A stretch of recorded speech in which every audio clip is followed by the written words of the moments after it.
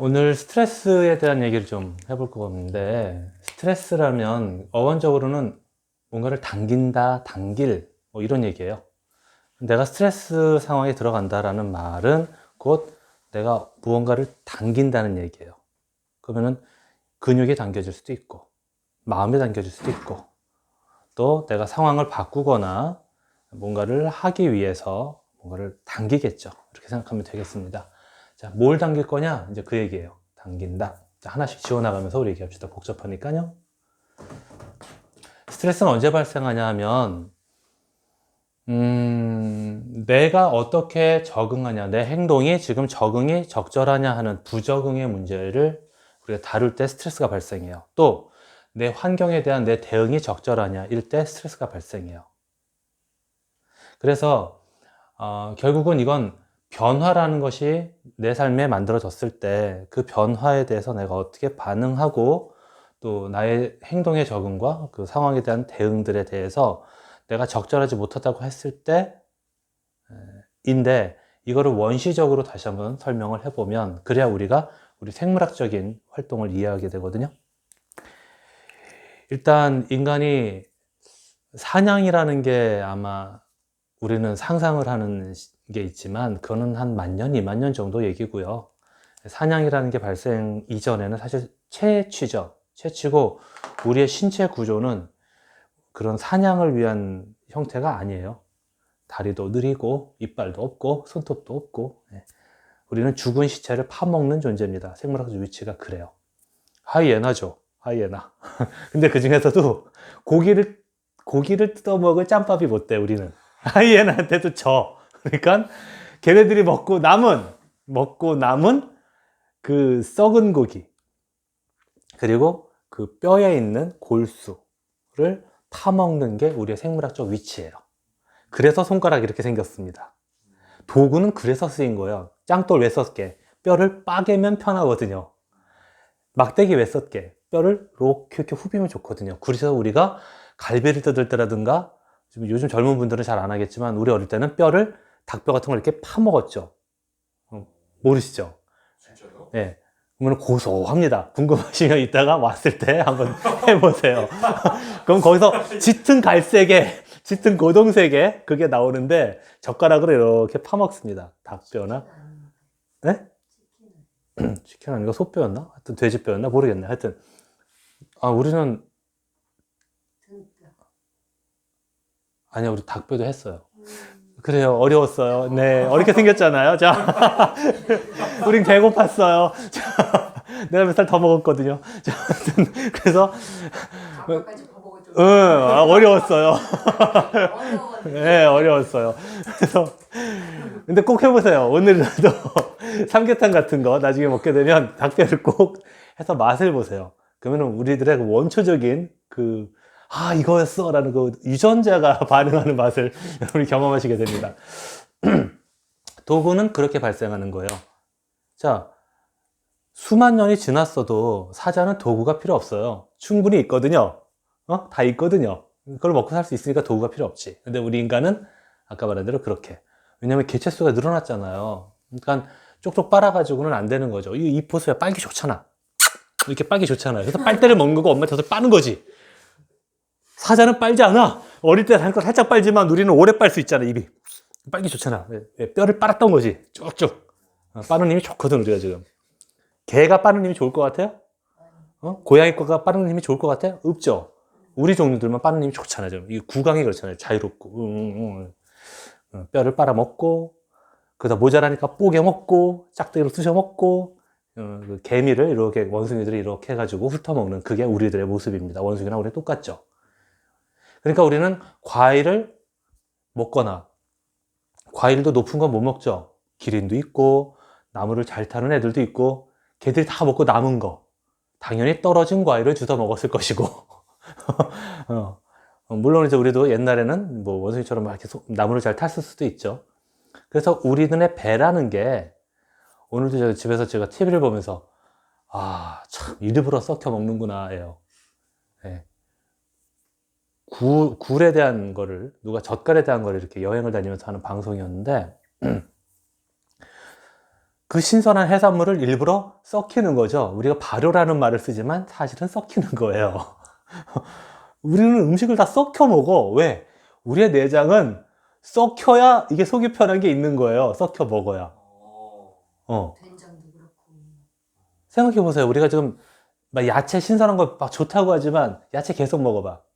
여기서 깎여요. 여기가 깎여가지고 속이 쓰려. 아파. 우리는 너무 신선한 걸 먹는 존재가 아닙니다. 다 썩혀서. 김치도 사실은 썩힌 거죠. 신선한 야채를 썩혀 먹어야 하는 우리의 내장 구조를 잘 고민해 보세요. 왜일까? 신선한 게 좋을 것 같은데 왜일까? 원래 그랬기 때문입니다. 자, 그런데 이제 개체수가 많아지고 힘이 세지면서 뭐 집단적인 뭔가 이제 이렇게 만들어지면서 사냥하는 장면부터 우리가 조상이라고 생각하지만 실제로는 짐승의 썩은 고기, 또 식물의 썩은 고기, 썩은 것을 주워 먹는 그런 존재였다는 거. 자, 그런데 이 존재들은요, 그래서 사실 사자는 도망갈 필요가 없죠. 호랑이 도망갈 필요가 없어요.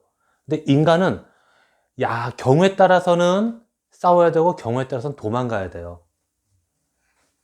그래서 지금 어떤 상황이 나타났다 했을 때 거기에 대한 내 대응을 결정해야 됩니다. 그 결정의 핵심적인 요소가 바로 스트레스였던 거예요. 그래서 스트레스를 딱 받으면 우리의 원초적 반응이 먼저 일어납니다. 상상을 해보세요. 3만 년 전, 10만 년 전 우리 그때의 모습을 상상하면서 들어보면, 자, 일단 눈입니다. 오! 뿅! 하고 뭐가 나타났어. 우리가 지금이니까 불이하지만 10만 년 전에는 불이하가 아니라 대부분은 뭐 동물이나 위험 이런 거겠죠. 또는 먹을 거, 먹을 건데 저기 지금 하이에나들이 막 뜯어먹고 있어. 또는 사자가 뜯어먹고 있어. 그러면 우리가 사자한테는 들키지 말아야 되고 사자가 지나가면 잽싸게 가서 뜯어먹어야 되는 이런 상황이죠. 자, 조마조마할 겁니다. 자, 그런 상황을 상상하면서 들어보세요. 자, 반응이 왔어요. 듣기도 하고 보기도 합니다. 냄새를 맡기도 해요. 반응이 왔어요. 코로 딱 먹었는데, 코로 냄새를 맡았는데 고기가 많이 상했어. 구더기도 막 우글우글해. 그럼 고민하죠. 이걸 먹어도 될까 안 될까. 근데 구더기가 있는 걸 먹으면 탈이 나더라 라는 경험이 축적됩니다. 그래서 발생하는 게 바로 혐오라는 감각이에요. 그 혐오라는 감각은 혐오라는 감정과 동일합니다. 같은 뇌에서 느껴요. 같은 뇌의 부위에서 느낍니다. 그래서 그 혐오라는 감각은 저걸 먹으면 내가 죽는다. 심지어 그걸 먹고 얼굴 벌겋고 등 빨개가지고 온 놈이 우리 부족에서 죽으면 우리 부족 전체가 죽더라 를 경험적으로 우리는 가지고 있고, 그게 바로 코로나죠. 그래서 마스크 안 쓰면 때려 죽이는 놈이 되는 거죠. 그래서 위생 권력은 의료 권력보다 더 세졌죠. 그래서 거의 군대 권력이죠. 국가 권력에 총체적으로 지금 직결됩니다. 위생 권력으로. 그래서 혐오라는 것은 그런 광기의 역사라는 그 책을 봐도 동일하게 나와요. 미치광이라는 정의가 시대에 따라 달라져요. 그래서 얘들이 격리 대상이냐 아니면 우리 동네 좀 약간 간 아저씨, 뭐 간 언니, 꼭 꺾고 사는 뭐 이런 그거 하나 있는 거 그냥 괜찮아. 우리 모두가 그 공동체에 그 찌꺼기들을 걔한테 이렇게 던지거든요. 무슨 얘기인지 아시겠어요? 공동체마다 왕따가 발생하는 이유예요. 근데 우리가 좀 그런 왕따적인 대상들이 지금 격리됐기 때문에 그 집단적으로 지금 하나의 그 배설구가 필요하거든요. 집단은 스트레스가 발생하기 때문에. 생각해보세요. 한 공간에 매일 보는 자 40명, 우리 때는 60명, 70명이 한 공간에 있어. 바글바글. 스트레스가 심하죠. 거기에 대해서 뭔가를 던져야 되는데, 그게 지금 약간 좀 모자라고 해. 이런 애들이 하나가 있으면 걔한테 던질 텐데, 그렇지 않으니까 하나를 만들죠. 그게 집단의 배설구거든요. 자, 이런 것처럼, 그래서 스트레스라는 건 우리 삶의 전 존재 영역에 다 해당이 돼요. 자, 그런데 그런 혐오라는 대상이 그래서 심리적으로도 발생하게 되는 게 아까 말한 왕따. 또 어떤 생존에 해당하는 생물학적으로 발생하게 될 때는 위생 권력으로 지금 현대화하는 건데, 과거에는 그런 식으로 먹을거리 또는 병에 걸린 사람이 부족이 다 몰살되더라. 이 경험들. 자, 그래서 먼저 이제 그런 감각이 만들어집니다. 그러면 시상하부부터 출발을 해요. 또 이 편도체도 그걸 봅니다. 트라우마는 편도체에 저장이 될 것이고, 또 시상하부도 반응을 하죠. 자, 그러면 이것들이 들어있는 데가 이제 변연계죠. 감정의 뇌라고 얘기하는 변연계에 들어와서 걔네들이 여기서 딱 편도처럼 치장을 해서 와 위험해 하고 빨간불 탁 들어오면 부신으로 팅 부신해서 뭐가 아드레날린이 확 하고 분비됩니다. 그러면서 동시에 코티솔도 이제 막 만들어져요. 코티솔이 팍 하고 발생하면 면역이 억제됩니다. 그다음에 아드레날린이 발생하면 심장의 박동이 빨라져요. 펌핑이 세지는 거지. 그럼 심박수가 세지고 그러면서 근육에 피가 퍽퍽퍽퍽 가면서 이제 세져. 슈퍼맨이 되는 거죠. 그러면서 싸우거나 도망갈 수 있는 상태가 되는 거예요. 그래서 운동선수라던가 또 전쟁에서 보면은 총을 맞고도 뛰죠. 왜? 이런 게 다 감각을 마비시켜. 얘네들이 되면 소화도 억제를 돼요. 소화가 정지해. 지금은 소화를 할 상황이 아니야. 우리 몸의 80%는 소화를 위해서 쓰이거든요, 에너지가. 그러니까 새끼를 다 배불리 먹으면 이 사람은 아무것도 못해요. 소화만 하다 끝나는 거, 하루가. 잘 생각해 보세요. 우리 명절날 막 과식을 막 새끼 내내 해. 딴 거 아무것도 못하죠. 퍼져가지고 테레비 보는 거밖에 못해. 책 졸리고 또 생산적인 대화 못해. 아무것도 못해. 근육으로 할 힘이 없거든요. 피도 다 소화기관으로 가는 거기 때문에 면역도 억제돼, 소화도 억제돼. 그냥 오직 뛰거나 달리거나 싸우거나 이것밖에 못하는 거예요. 그러니까 스트레스 상황을 만성적으로 강하게 받는 사람은 다른 걸 할 수가 없게 돼요. 자, 그 다른 거에 대해서 이제 얘기해 봅시다.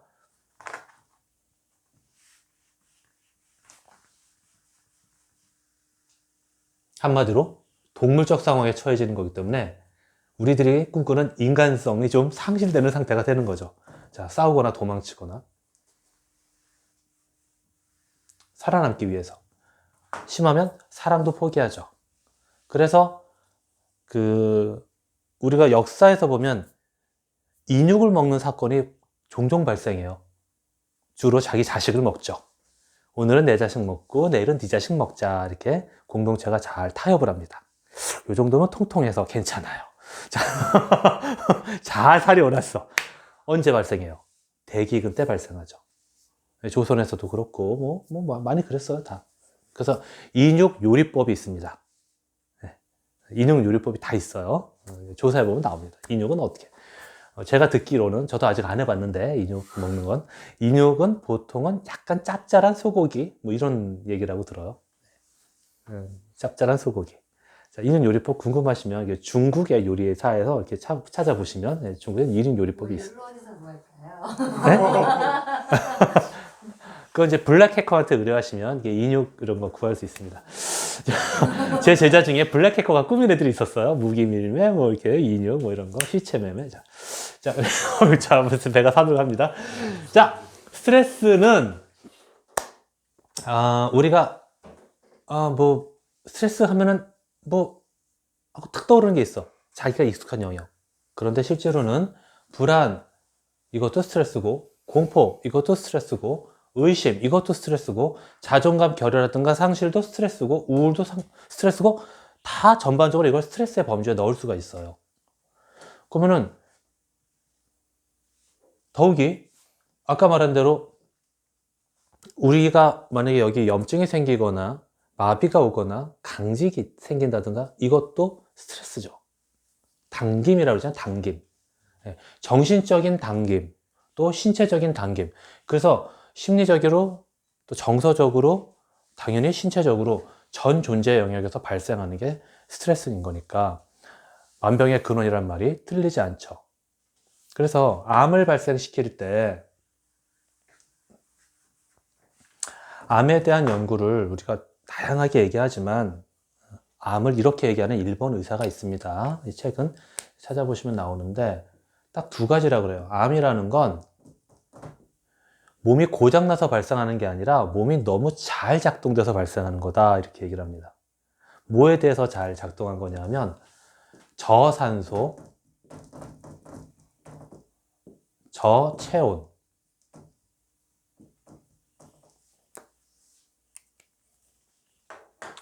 내가 내 몸을 저산소 상태와 저체온 상태로 오랫동안 만들어 놓으면 몸이 얘가 원하는 항상성은 이거구나 하면서 거기에 맞는 진화된 몸을 만들어 줍니다. 그게 암세포예요. 그러면 우리가 저산소를 경험하는 건 어떤 일일까요? 그렇지. 무산소 운동이라던가, 네, 그렇죠. 너무 고도 생활이라든가, 또 숨이 너무 턱에 차는 생활. 제가 그래서 열심히 살지 말라는 얘기 자꾸 하는 거예요. 숨이 턱에 차서, 그럼 여기가 산소가 없잖아요. 너무 과열되게 살면 여기가 산소가 없거든요. 숨 차게 사는 거. 네. 그래서 암이라는 상황을 보면은 너무 열심히 살았을 때 이제 좀 여유가 생기면 그때 가서 암이 발생되는 경우가 상당히 많죠. 기를 쓰고 살았을 때 스트레스 만빵 받으면서 막 어떻게든. 자, 제가 이번에 만날 학생이 있는데, 학생은 아니죠. 37살이니까 천성적으로 좀 지체장애입니다. 정신지체장애예요. 부모님이 특수교육 비용을 감당을 할 수가 없어가지고 두 분 다 직장 생활 하시다가 도저히 안 되겠어서 사업을 하셨대요. 근데 계속 망하셨대요. 환장하겠죠? 자, 그리고 막판에 하나 대박을 쳤습니다. 그래가지고 이제 상당히 여유롭게 되셨어요. 자, 그런데 아버님이 암이 생겼죠. 자, 그런 겁니다. 자, 또 아까 말한 대로 스트레스 상태가 되면 면역이 억제되고 소화도 억제되고 몸 상태가 지금 꽉 긴장된 그런 상태가 되는 거죠. 그러면 당연히 소통도 잘 안 될 것이고, 자, 우리 그 유동성 조직, 몸의 유동성 조직, 액체들이에요, 다 액체들. 이 유동성 조직들은 감정의 흐름입니다. 그래서 유동성 조직들이 멈춘다는 것은 내 감정이 흐름이 정체된다는 얘기예요. 싸우거나 도망치거나 하면 딱 포커싱 되어 있는 이 사람은 다른 감정들, 아까 말한 그런 여러 감정들을 다 돌보지 않게 되거든요. 네. 자, 그러면 당연히 혈류가 막히면 손발 차진다는 얘기죠. 저체온 상태가 되는 거죠. 쉽죠? 암이라는 건 그래서 스트레스가 결과물로 만들어지는 거예요. 내가 스트레스를 많이 받아. 그러면 얘는 스트레스 받는 게 얘 항상성의 몸의 정상적 상태구나 해가지고 그렇게 바꿔주는 거예요. 몸이 살 수 있게, 그런 상태로 살아치게. 암은 저산소 저체온이다. 자, 그러면 사회에서 이런 말도 해요. 야, 너무 스트레스 없으면 사람이 발전이 없어. 그래서 생산적인 스트레스는 받아야 돼. 막 이런 말을 흔히 합니다. 적당한 압력도 필요한 거야. 이렇게 얘기하죠. 그러면 그 사람들 하는 주장이라는 건 너무 편하면 뭐 그런 거잖아요. 아까 누구 조련했었다면서요. 너무 편하게 해주면 관성적이 되고 수동적이 된다. 뭐 이런 얘기인 거죠. 발전이 없다. 볶아주마. 이거 하나님의 사랑의 이름으로.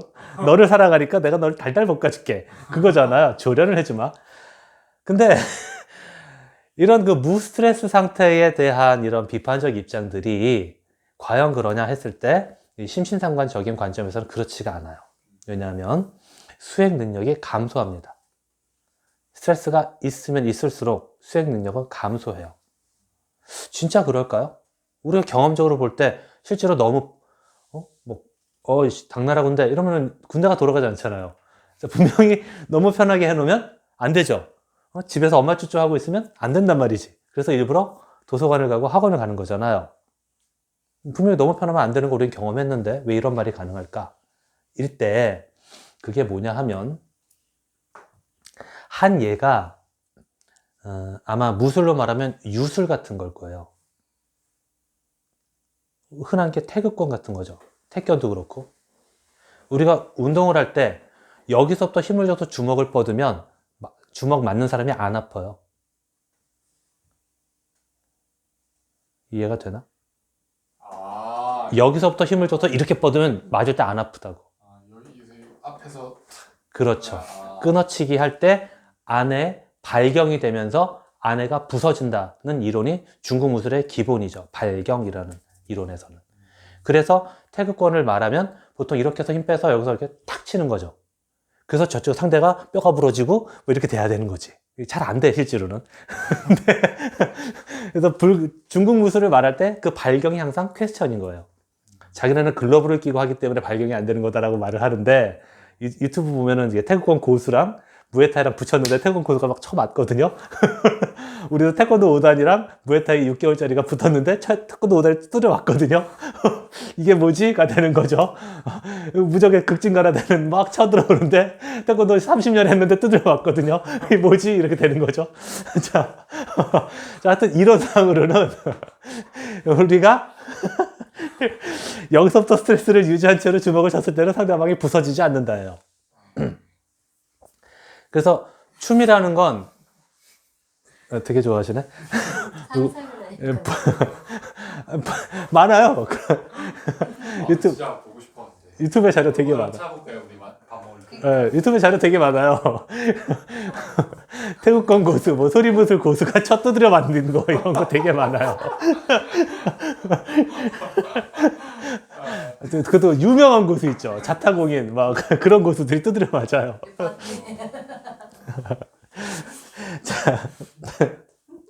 자, 하여튼 일단 이론적으로 완성을 해봅시다. 그래서 분명히 갈고에 돌아가는데 군대는 그죠? 근데 스트레스를 주면은 수행력이 또 감소한다라는 이 이론이 있다라는 거 일단 배우고 넘어갑시다. 혹시 혼내니까 계속 오줌 쌌어요. 그러니까요. 자, 스트레스를 주면 말 잘 들을 것 같은데 그렇지가 않은 게 자연스러운 거다라는 거예요. 자, 이게 좀 중요한 얘기예요. 그러면 오늘 하고 싶은 얘기는 일단 창조성과 효율성, 우리가 꿈꾸는 자, 창조성과 효율성은 우리의 주어진 도전 극복의 자원이에요. 이 도전은 뭐라고요? 스트레스는 변화에서 발생하는 거니까 변화를 잘 적응하고 대응하는 이 도전에 대해서 자원이 된다는 거예요. 창조성과 효율성은. 근데 이 창조성과 효율성, 또 집중력과 경각심 이런 것들은 이완할 때 만들어진다는 거죠. 진정한 이완입니다, 대신. 오늘 설명해 주신 게 사실 되게 깊은 아주 고차원적인 이완이거든. 자, 그 이완을 좀 이따 설명할게요. 과학적으로. 그래서 집중력과 경각심은 새로운 경험과 이해로 우리를 초대해. 요건 지우지 않고 이제 좀 얘기를 해봅시다. 근데 참다운 이완이라는 게 언제 만들어지냐 하면 능력, 믿음, 그리고 유머 감각입니다. 유머 감각이 되게 좋다고. 우리한테 잘 안 보여줍니다. 이게 살짝 이 정도만 주로 보여주는데 엄마는 얘가 배꼽을 잡게 만든다 그래요. 진짜요? 네. 리얼로? 언제 보여주려고 그러나. 자, 아무튼 힘이 안 나왔구나. 지금 아까 말씀하신 거는 아마 믿음에 해당될 수 있어요. 믿음이라는 건 한글 철학적으로는 믿힘이에요. 믿힘. 그러니까 내가 지금 어떠한 존재 근거를 가지고 있느냐에 의해서 내가 믿음을 갖게 된다는 거죠. 그 이제 변하면서 믿음이 되는데 믿힘이. 그래서 내가 지금 어떤 백그라운드를 갖고 있느냐, 내 존재의 근원은 무엇에 있느냐. 나는 공산주의자입니다. 하면은 평생을 공산주의자로 사는 거죠. 비전한 장기수. 그분들을 모시고 사는 센터를 하는 분하고 제가 오랫동안 그분한테 관계를 가졌어요. 자, 그들은 감옥에서 그 핍박과 고문을 당해도 고문은 인간이 이겨낼 수가 없는 거거든요. 가장 감각적으로 괴로운, 그러니까 그 스트레스를 이겨낸다는 뭘로? 믿음으로. 얼마나 아파 생각만 해도. 누가 엉덩이를 눌러줘도 막 아프다고 아까 그러는 것 같은데. 그 엉덩이 막 찔러. 얼마나 아프겠어. 말하면 또는 도장을 이렇게 지장을 찍으면 안 찔른대. 손톱을 뽑지도 않는데. 그런 게 고문인데. 어떻게 하면 인간이 아플 수 있을까를 인류 역사 내내 연구해온 노하우가 바로 고문인데. 그걸 어떻게 이겨? 참고로 저는 이런저런 신체적 감각을 많이 경험해 봤는데 내가 경험한 최고의 아픔은 못 박는 거, 또 못 빼는 거예요. 저는 부분 마취를 하고 그걸 다 겪었는데도 그거를 어마어마한 아픔으로 기억합니다. 그래서 뼈 아픔이라고 하는 묘사를 저는 많이 겪었어요.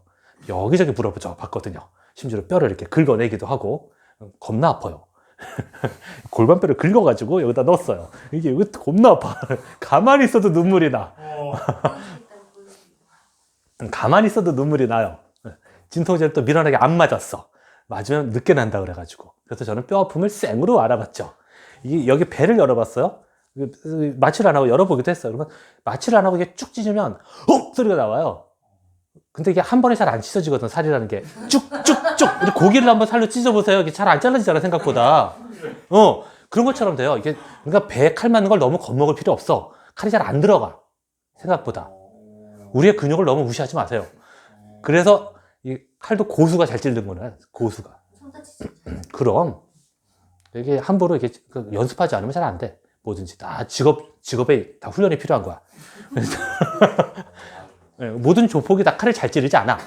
그래서 칼을 이렇게 탁거리 떨어서 미리 쫄 필요는 없어. 물론 약한 데를 갖다 대면 안 되지. 근데 이런 데는 웬만하면 이런 데는 들어가지도 않아. 갈비뼈 맞으면 칼 부러져. 궁금하면 닭뼈를 칼로 찔러봐. 들어가나. 자, 그렇죠. 네. 자, 아무튼 뭐 이상한 얘기였습니다.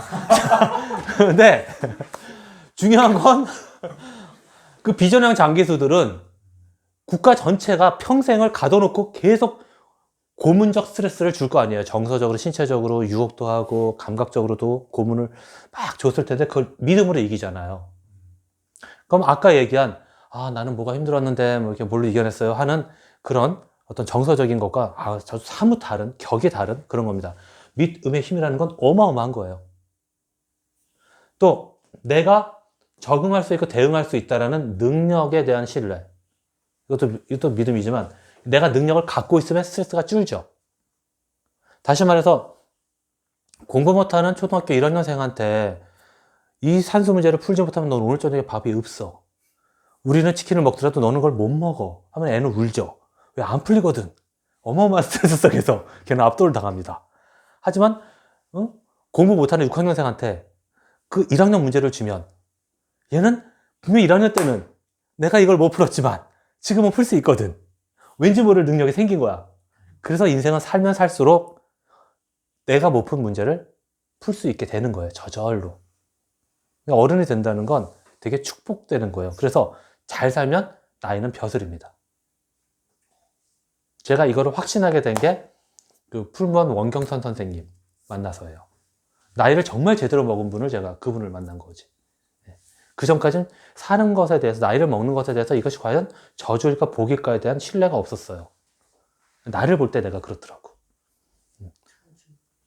그래서 과거에 내가 대응하지 못했던 거를 10년 후에도 내가 잘 대응하지 못하는 걸 보면서, 그러면 내가 앞으로도 더 그럴 거 아니야. 30년 후에도 더 그럴 거 아니야. 하면서 나 삶에 대한 그 연장을 별로 내가 기쁘게 생각하지 못했던 거죠. 그런데 그 원경선 선생님 보면서, 아까 말한 비전형 장기수 백 원장님인데, 그분을 보면서 나이를 잘 먹으면, 정말 잘 늙어가면 나이는 분명히 장수할 가치가 있는 생명의 날수라는 건 면류관일 수 있구나. 를 그분이 이제 주셨죠. 그래서 좀 살아보려고 노력 중인데 잘 적응하고 있나 대응하고 있나 잘 모르겠습니다. 자, 아무튼 여전히 이거는 이제 그렇습니다. 자, 그래서 내 삶에 대한 능력, 지금 내가 잘 적응하고 있는가를 계속 능력을 키워나가는 것이 스트레스를 줄이는 방법. 첫 번째죠. 그 다음에 내가 어떠한 대의, 내 삶의 토대, 또 이 신체에서의 뼈가 바로 믿음에 대한 부분이거든요. 영혼에 대한 부분이고. 그래서 내 그 핵심적인 이 구조를 어떻게 갖고 있느냐. 마지막으로 유머 감각. 본인이 일단 유머 감각이 좋다며. 되게 좋은 거예요. 왜 그런지를 이제부터 얘기할게요. 자, 그래서 참다운 이완을 통해서 우리는 집중력과 경각심 가질 수 있고 창조성과 효율성 높일 수 있습니다. 태극권 같은 거를 연습해 보는 사람들이, 저도 잠깐 흉내를 내보죠. 태극권 보폭 같은 걸 저도 하는데, 그럴 때 느끼는 건 뭐냐면 참다운 이완이라는 말을 잘 생각해야 돼요. 에벌랑 이게 태극권이 아니잖아요. 그죠? 이런다고 맞지가 않아. 상대방을 내가 어떻게 하겠다, 타격을 하겠다라는 의도는 분명히 가져요. 근데 거기에 이르는 게 힘을 정말 빼고 내 신체 감각을 다 감각하면서 내 몸이 어떻게 움직이나를 감각하면서, 그러면서도 긴장은 하지 않고 힘은 주지 않은 이런 상태죠. 다시 말해서 인생으로 이걸 확장해 보면 지향점은 분명히 갖는 거예요. 지향점은 분명히 갖는데 그걸 위해서 내가 긴장하거나 조장하거나, 아까 통제라는 말 잘했는데, 통제하려고 하면 그게 스트레스가 되게 커요. 그건 대인관계에서, 세상에서도 마찬가지예요. 그게 성경에서 주로 나타나는 게 때를 앞당기는 거예요. 성경의 많은 비극은 믿음이 부족해서이죠, 사실은. 기다리지 못해. 예, 근데 때를 앞당기는 현상으로 보통 나타나요. 그 상황을 통제하려고 하고 그 때를 조장하려고 하는 거거든요. 반대쪽 길장. 학생들이 망가지는 건 부모님이 못 믿고 못 기다려서죠. 그죠? 그래서 쭉쭉 애를 자꾸 늘리려고 하니까. 그래서 상황을 통제하고 사람을 통제하는 것. 그래서 판단하는 자마다 살인하는 자니, 저는 이 말을 되게 좋아합니다. 인간은 인간에 대해서 그렇게 판단할 수 있는 권위 없어요. 예수님의 말씀이죠. 통제라는 것은 지금 쟤는 너무 짧아, 쟤는 모자라, 일 때 발생하거든요. 판단을 근거로 합니다. 자, 참다한 이완이라는 것은, 자, 교육에서도 마찬가지예요. 이 사람의 매트릭스를 저는 믿어요. 매트릭스라는 건 뭐야? 바로 디자인된, 라이프 디자인된 것을 내가 믿는 거죠. 우리가 마땅히 되었어야 할 나를 믿는 거예요. 이게 뭐냐면, 잎사귀가 한 장 있어요. 가위로 얘를 딱 자릅니다. 자, 한 달 뒤에 이 잎사귀는 어떻게 돼요? 원래의 모습을 갖죠. 학생들 캠프를 했어요. 묘목이 쫙 있는 자리입니다. 아침 산책을 시켰는데 어떤 애가 갑자기 초등학교 한 5학년 된 애가 저거 묘목이요? 20m로 보여요? 그러는 거야. 네가 이제 눈이 뒤집어졌구나. 그래서 애들이 이상해. 이렇게 얘기를 하는 거죠. 왜? 계속 그런 훈련을 시켰거든요. 걔가 본 건 그 나무가 20m까지 자랄 그 에너지 장을 본 거예요. 그 에너지 장을 우리가 모체라고 번역되는 매트릭스라고 합니다. 그러면 잎사귀는 에너지 사진을 찍으면 이렇게 되어 있어요. 근데 이걸 내가 반을 잘랐던 거지. 그럼 요 모체를 회복한다고. 이 친구가 지금 어려도 이 사람이 가져야 될 상이 있거든요. 그게 하나님의 뜻이죠. 디자인은 데우스 플러스 사인이라고 그랬어요. 그 모체를 얘가 분명히 달성하도록 안내하는 게 라이프 디자인이죠. 자, 그런 지향성, 내가 어떤 존재가 될 것이다 라는 그 분명한 지향성을 가진 채로 불안해하지 않고 긴장하지 않고, 하지만 내가 어떠한지를 내 삶을 계속 들여다는 보면서 그렇게 갈 때 가장 최고의 참 이완 상태가 되는 거죠. 춤도 마찬가지예요. 긴장하고, 골프도 맨날 힘 빼라는 거로 얘기한다면서 나는 안 쳐봤지만 1억 원 주고 10분 레슨 받는다며, 비싼 사람 오면. 근데 주로 배우는 건 어깨 힘 빼세요, 뭐 허리 힘 빼세요, 뭐 이런 거라며요. 자, 힘 빼는 게 왜 중요할까요? 참다운 이완. 그래야만 집중력, 경각심, 창조성, 효율성이 나오기 때문이죠.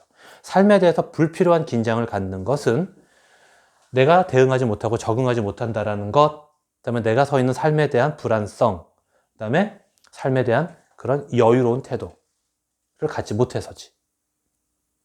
그래서 내가 참다운 이완을 유지하게 되면 이렇게 됩니다. 자, 대처 능력, 환경에 대한 대처 능력 갖게 되면, 대처 능력에 대한 또 환경에 대한 이런 것들을 갖게 되면 이것이 내 스트레스에 대한 나의 이해를 바꿔요. 좀 전에 강의에서도 했던 얘기가 그거죠. 내가 지금 이러해야 돼에 대한 관점이 바뀐다 라는 얘기예요. 내 의식이 바뀌면서 관점이 바뀌는 거예요. 나의 이해가 핵심입니다. 그래서 정확한 이해는 바른 믿음을 만들어줘요. 정확한 이해는 바른 믿음을 만들어줍니다. 그래서 제가 이런 인문학 강의를 할 때 뭐라고 하냐면 속지 마라가 주제거든요. 항상 속지 마라.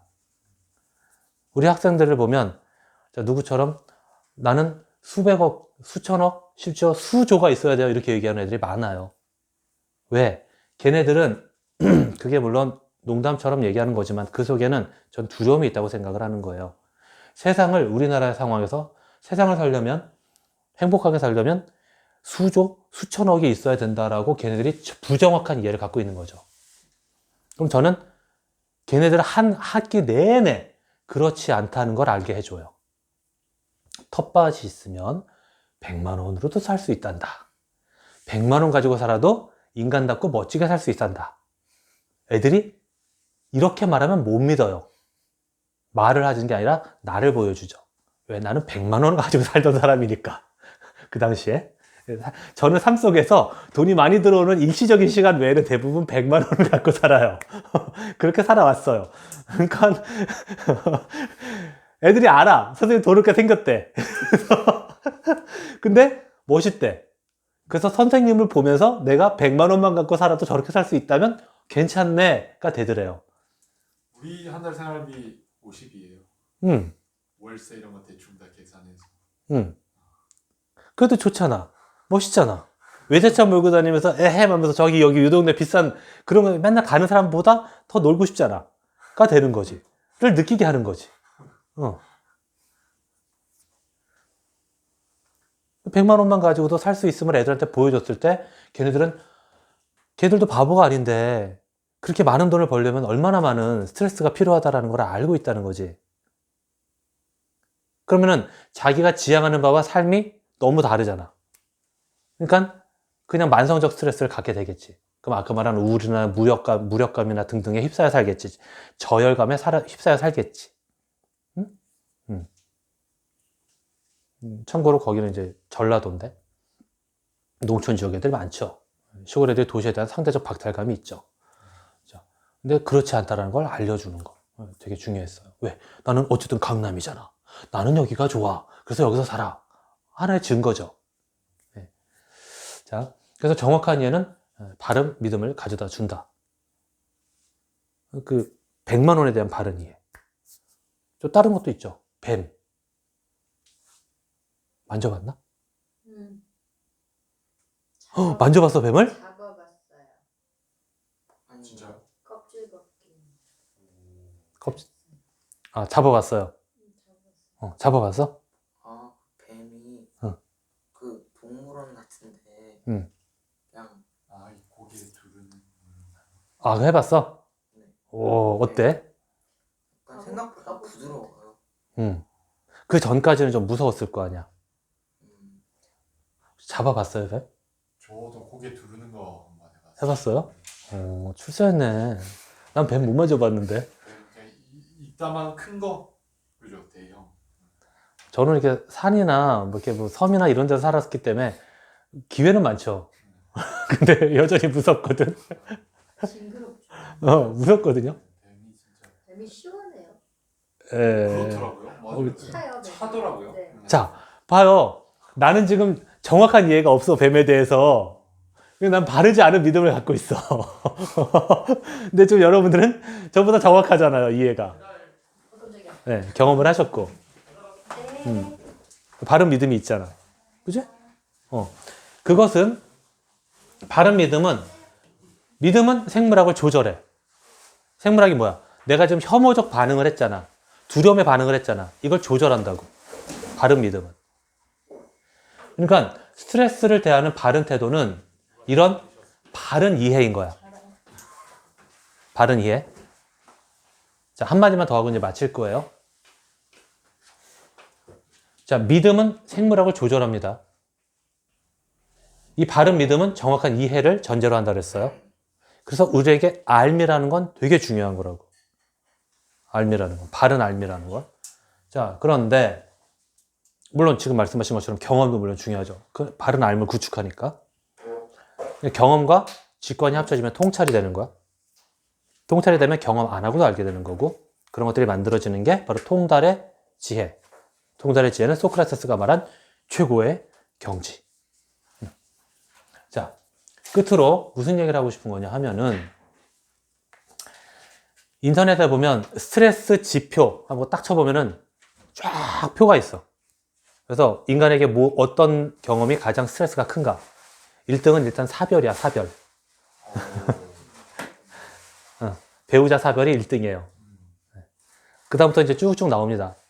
그래서 뭐 당연히. 왜냐하면 부적응, 적응, 결국 큰 변화의 이야기거든요. 가장 큰 변화는 배우자 사별인 거죠, 인간한테. 그 다음부터는 뭐 이사, 뭐 결혼, 그다음에 이혼은 당연히 거기 들어가고요, 위에. 다 상위를 차지하는 것들은 그런 사별, 이혼, 뭐 이사, 결혼, 어떤 삶의 큰 변화들을 말해요. 전학 이런 것들. 그런데 예를 들어 이혼이 만약 큰 스트레스라고 합시다. 지수가 높아. 그런데 사는 게 더 큰 스트레스였던 부부라면 이혼은 더 낫죠. 그것도 물론 스트레스이겠지만 스트레스 지수상으로 볼 때는 훨씬 낫겠죠. 사는 게 스트레스니까. 맨날 두드려 맞아. 온 가족이 두드려 맞아. 너 이혼이 훨씬 낫지. 그렇잖아. 그러니까 뭐야? 그 환경에 대한 나의 이해가 더 중요한 거죠. 이런 지표상으로 나온 것보다, 내가 감각하는 것보다 나의 이해가 무엇이냐죠. 그 말씀하신 대로 관점이 전환되거나 또 그 상황에 대한 내 어떤 능력이 더 보완되거나 이해가 더 깊어지거나 하면 그 상황에 대한 이 적응 부적응 이런 것들에 대한 나의 이해가 바뀌는 거지. 그래서 나의 이해를 내면적으로 바꾸는 게 되게 중요한 게 내면적인 조절만이 내가 삶의 주권을 갖게 되거든. 예를 들어 이 사람은 싫어, 저 사람은 좋아. 이 음식은 싫어, 저 음식은 좋아. 내가 계속 가려야 되는 상황이라면 그건 내가 모든 상황을 수용할 수 있는 심신의 상태가 못 되기 때문이거든. 근데 그걸 되게 예민한 사람들이라면 그 중에서 가장 예민한 사람은 어떤 사람들? 환자지, 환자. 환자들은, 심신의 환자들은 극도로 예민할 수밖에 없는 거야. 허용치가 아주 적고 역치가 아주 낮거든. 그쵸? 그러니까 내가 뭐든지 가능한 그런 상태가 되는 것을 위한 넓은 인지. 덕이라는 글자를 나는 자주 설명을 합니다. 모든 공간, 사방이니까, 사시니까 모든 시간을 하나로 가슴에 품고 사람들 사이에서 살아라 라고 배웠어요. 이렇게 되면 팔순에 도달한다는 욕을 따르되 예에 벗어나지 않는 삶이 가능해진다 였어요. 저도 가려서 경험하려고 드는 근본주의적 기독교도였을 때 내 욕을 따르자니 벌 받을 것 같은 거지. 또 내 욕구를 따르자니 최선의 삶이 아닌 것 같은 거죠. 그런데 야망을 이루기 위해서는 항상 살얼음판 갖고 사는 게 힘들었는데 다 스트레스였는데 나는 욕을 따르되 예에 벗어나지 않는 삶을 사는 존재가 되고 싶은데 어떻게 하면 가능할까 했을 때 배운 거 바로 이겁니다. 그러니까 모든 것을 다 끌어안을 수 있는 거. 땅바닥에 떨어져도 한 이틀, 3일 해서 좀 쉰내가 나는 김밥이라 할지라도 먹을 수 있어 라는 거를 새로운 생물학에 대한 조절이 이루어지는 거. 꼭꼭 씹어 먹으면 돼. 꼭꼭 씹어서 물이 될 정도로 꼭꼭 씹어 먹으면 약간 상한 김밥도 문제가 없습니다. 하지만 부정확한 이해, 문을 좀 닫아줄래요? 시끄러워. 부정확한 이해. 요거 조금 상했어. 요거 조금 상했는데 먹으면 탈날 거야. 먹으면 탈날 거야 라고 내가 믿으면 먹으면 탈이 나요. 그게 우리 몸이죠. 내가 믿는 대로 몸은 반응하게 되어 있으니까 충실하게. 진짜 네. 돼지고기 안 익혀 먹어도 괜찮을 거야 하고 먹으면 설사 안 하더라고요. 그렇죠.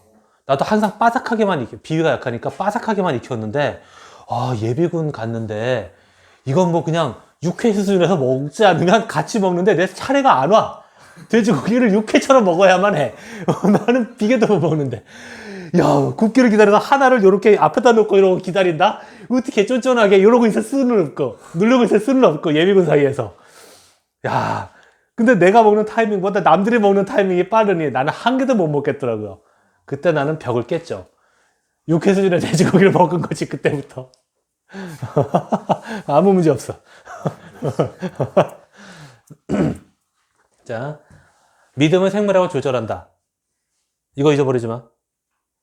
스트레스라는 건 결국 나에 의해서 조절되고 새롭게 창조될 수 있고 재해석될 수 있는 거야. 응? 심신 다 그래. 그걸 위한 여러 가지의 배움들과 암들, 경험을 통해서 이걸 더욱더 확고하게 해나가서 스트레스의 지수, 역치를 높이고 또 누구나 야, 그 일은 진짜 어마어마한 일이야 라고 해도 뭐 그런가 보다 할 수 있는 거. 아까 얘기한 대로 제가 웃으면서 말했잖아요. 발에다가 못을 박았다 뺐다. 뼈를 이렇게 긁어냈다. 뭐 이런 것들. 뭐 배를 마찰하고 쬐다. 뭐 이런 것들 웃으면서 얘기할 수 있는 것은 그거에 대한 내 해석이, 나의 이해가 바뀌었기 때문이고, 뭐 등등등. 예, 얼마든지 삶은 내가 요리하는 거예요. 여행도 누가 안내하는 여행은 재미없다 그랬어요. 내가 요리하는 여행만 재밌습니다. 삶을 스트레스적으로 두려워서 덜덜 떠는 게 아니라 모든 것을, 모든 삶의 그 경험들을 품고 살아갈 수 있는, 그래서 내 생물학적인 조절도 내가 하고 내 삶의 그 창조성, 그래서 내 매트릭스를 완전하게 성취해야 되는, 마땅히 되었어야 할 나로 살아가는 그런 큰 인생 우리가 살아갔으면 좋겠습니다. 감사합니다.